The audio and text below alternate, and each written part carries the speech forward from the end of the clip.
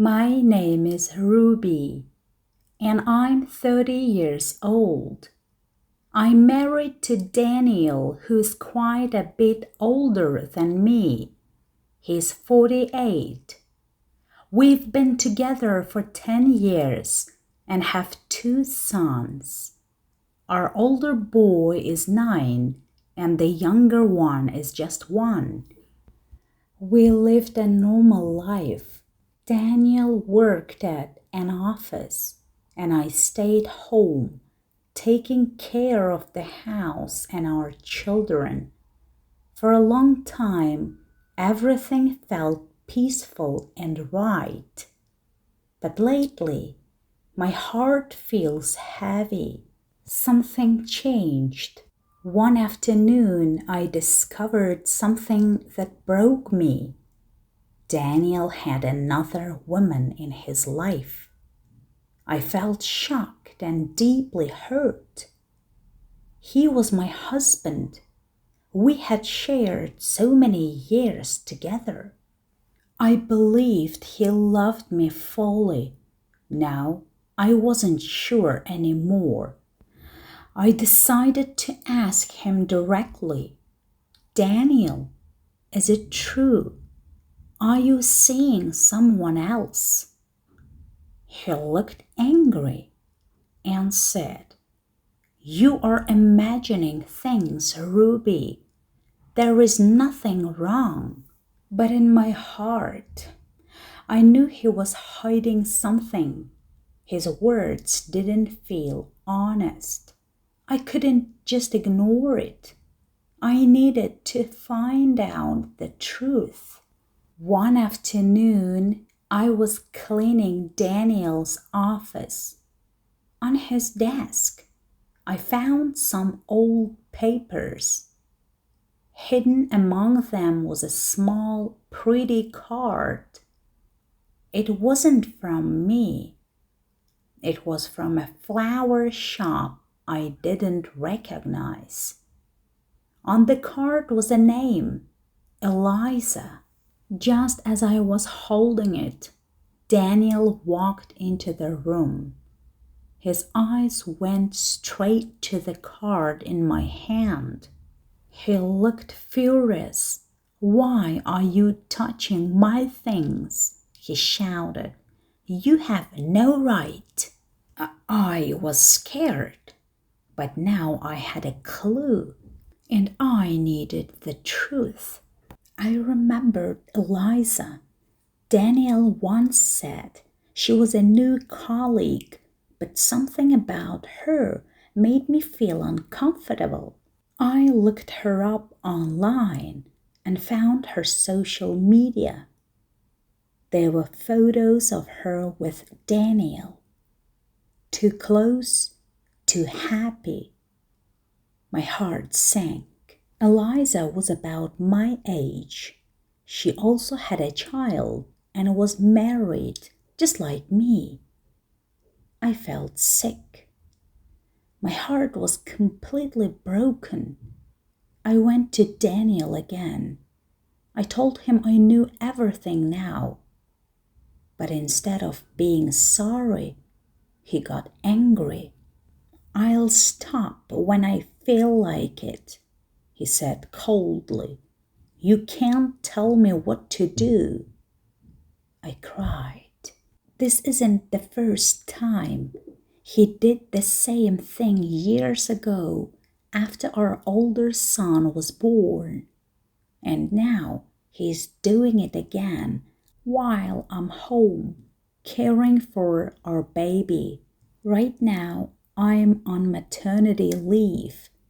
I can't return to work yet. We still have a big car loan.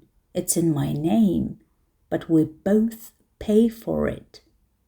Soon the child support money will stop, and we will need Daniel's income even more. Daniel knows all of this. That's why he acts like he has power, like he can live however he wants. He even says, if I want a woman, I'll have one. Daniel doesn't seem to care about my feelings at all. Even our older son, Samuel, tried to speak with him. Samuel said, "This isn't right, Dad. Please stop." But he looked at him coldly and said, "This is not your business." He's hurting all of us, and we feel very alone. One evening, Daniel didn't come home. He said he was working late, but I didn't believe him. He didn't call or send a message. I stayed up all night waiting, worried and scared. In the morning, he finally came home, but he was angry. "Stop asking questions," he snapped. "I'm tired of this." He didn't explain anything. He just pushed me away. Another time he told me he wanted to take a trip. I asked, "Can we go together?" But he said no. He wanted to go alone. I felt so sad. Why didn't he want to spend time with me? Daniel also started spending a lot of money. I noticed that we had less and less money each month. I asked him, "Daniel, where is the money going?" He just said, "Don't worry, I'll take care of it." But I was worried. We needed that money. So I checked our bank account. I saw he spent money on gifts and expensive restaurants. I knew it wasn't for me. It was for her, the other woman. Now we don't have enough for our own family. We need money to take care of our children and to pay for the car. But Daniel doesn't seem to care. He only thinks about the other woman. All this worry has started to make me feel sick. I can't sleep, and it's hard to eat. I feel tired all the time. I went to the doctor, and he said, "You need to rest. Your mind and body are too tired." But how can I rest? My life is full of problems. My husband's with someone else, and we need money. I feel like I have no control over my own life. Samuel is also very sad. He doesn't smile like before. He avoids his friends and feels ashamed of his dad. He can't understand why Daniel is doing this. Our younger son is still a baby. He doesn't know what's happening, but I worry about his future. I want him to grow up in a happy family. But right now, our family is broken. I told my best friend Sarah about everything. She said, "Maybe you should leave Daniel." But I feel trapped. I can't leave right now. We still need him. I can't take care of both children alone because I don't have a job. I really need help. My family told me, "Be strong. Maybe Daniel will change. Maybe he'll come back to you." But I'm not sure. I'm scared he will never change. I'm scared he will always choose the other woman over us. I feel so weak and confused. Even with all this pain, I still love Daniel. I want him to come back to our family. I want him to leave the other women and remember us. But deep inside, I don't know if that will ever happen. One evening, I was making dinner, waiting for Daniel to come home. I still wanted to save our marriage. That evening, I prepared a nice dinner, hoping we could finally sit down and talk.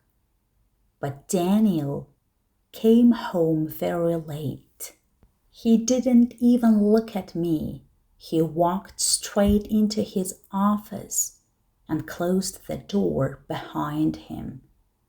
My stomach sank. I knew something was wrong. About an hour later, he came out.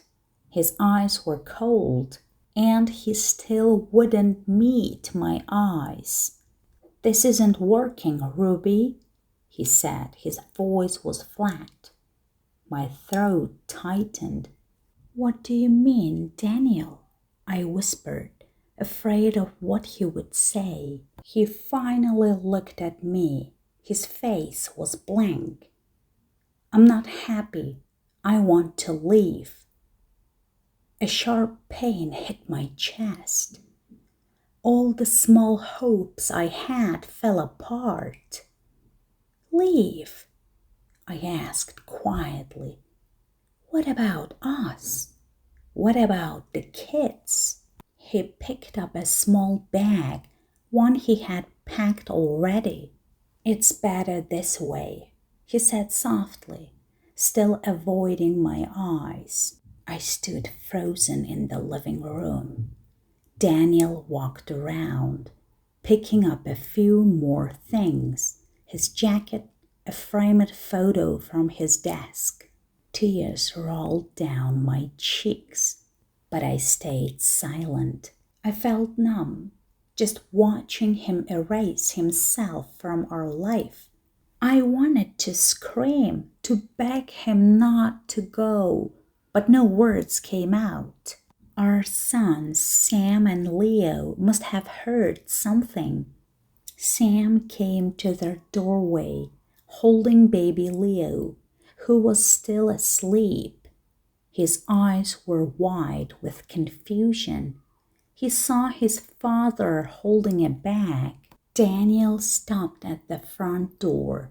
He bent down and gave Sam a quick hug. "Be a good boy," he said. He gave Leo a glance but said nothing else. He didn't say goodbye to me. Then he opened the door and walked out into the night. The house felt quiet, but it wasn't peace. It was emptiness. I couldn't move. I heard the sound of his car driving away. Then the house went silent. That's when I felt something break deep inside me. I started to cry. I cried so hard, my whole body ached. I sat alone in the dark, with only my pain. The next morning, I woke up and reached for Daniel's side of the bed. It was empty. Then I remembered he was gone. I couldn't eat. I couldn't sleep. Every time I closed my eyes, I saw his face. I tried to act normal. I smiled at my children, but inside I was broken. Sometimes I picked up my phone, wanting to text him, but I stopped. I knew he was with her now. One sunny afternoon, I took a walk in the park with my baby in the stroller. That's when I saw him, Daniel. He was sitting on a bench with a woman. She had bright long hair. He was laughing with her. He looked happy, too happy. I wanted to run. I wanted to scream. But I just stood there and stared. Then he looked up. Our eyes met for 1 second. I quickly turned away and walked off, my heart racing. When I got home, I shut the front door and sat on the hallway floor. I let myself cry again. Daniel was truly gone. I knew I had to move forward. I had to think about my children. I needed to be strong for them, for Sam and Leo. After Daniel left, life was very hard for a while. But Ruby knew she had to be strong for her sons. She began to think, how can I earn money? What can I do? Her sons could see how sad their mother was, but they also saw her strength. Sam, her older son, started working even harder at school. He helped around the house without being asked. Even little Leo tried to help in his own small ways. Their love gave Ruby strength. Ruby remembered how much she loved working with her hands. She was very good at knitting and making soft, warm blankets. She started by making small, beautiful baby blankets. She gave some to friends as gifts. Everyone who saw them loved them. They told her, "Ruby, you should sell these." So Ruby started a small business from home. At first, she sold her blankets to friends and neighbors. Soon, more and more people wanted her special creations. Orders came quickly, and Ruby worked hard late into the night after her boys had gone to sleep. She decided to open an online shop to reach more people. Her business kept growing. Before long, she had so many orders that she needed help. She opened a small workshop and later a larger shop in the city center. She hired other women to help make the beautiful blankets. Her designs became well known. Ruby became very successful. She earned a good income and bought a beautiful, spacious house with a large, sunny garden. Her sons had their own rooms and plenty of space to play outside. Ruby and her boys were truly happy. She often thought about the past. Daniel leaving had been the hardest time in her life, but it also pushed her to discover her own strength. It became the beginning of her success. Now she knew she could handle anything.